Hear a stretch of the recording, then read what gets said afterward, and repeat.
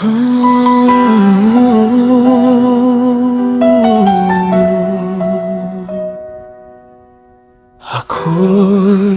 isang mahirap lamang pangingisda, ang tangi kong inaasahan. Di kasi ako nakapagtapos sa pag-aaral, dahil sa mahirap lang din ang aking mga magulang. Huminto sa pag-aaral para magtrabaho hanggang napadpad sa Manila. Iba't ibang karanasan ang aking pinagdaanan.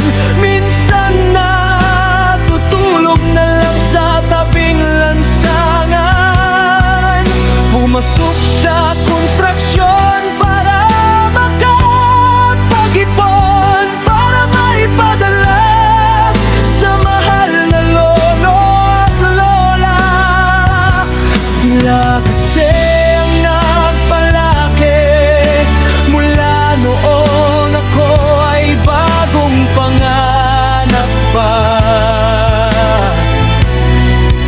Pero dahil sa mababa lang ang sweldo, dahil mababang kalidad lang ang aking trabaho, kulang pa rin talaga ang aking sweldo.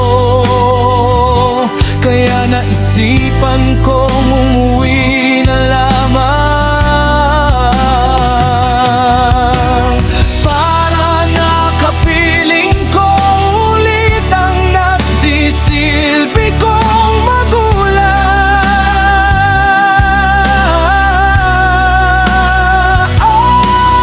Umuwi ako ng Mindanao at dito na ako muling nagsimulang mamuhay.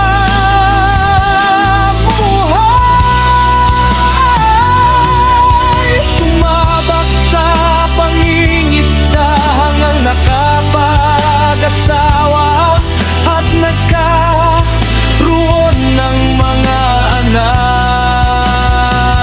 Kaya ngayon, tubli aking kayod para lang matustusan mga pangangailangan ng aking pamilya, lalo na sa pag-aaral ng mga anak.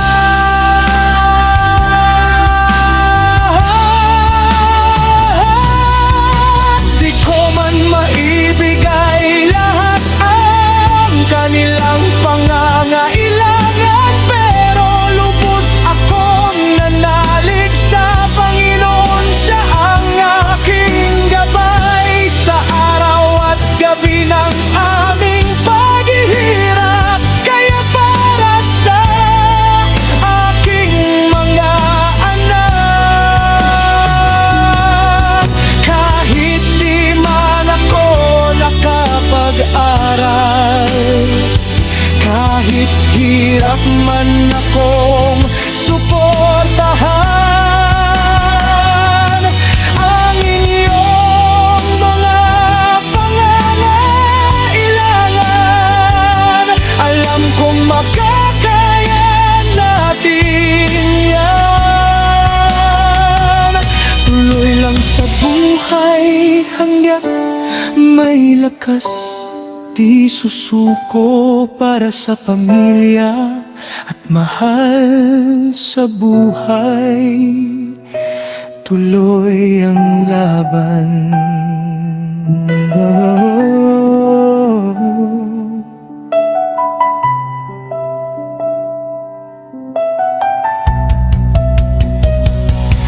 Katawan lang ang nagpapabot, yan ang aking paninindigan. Kaya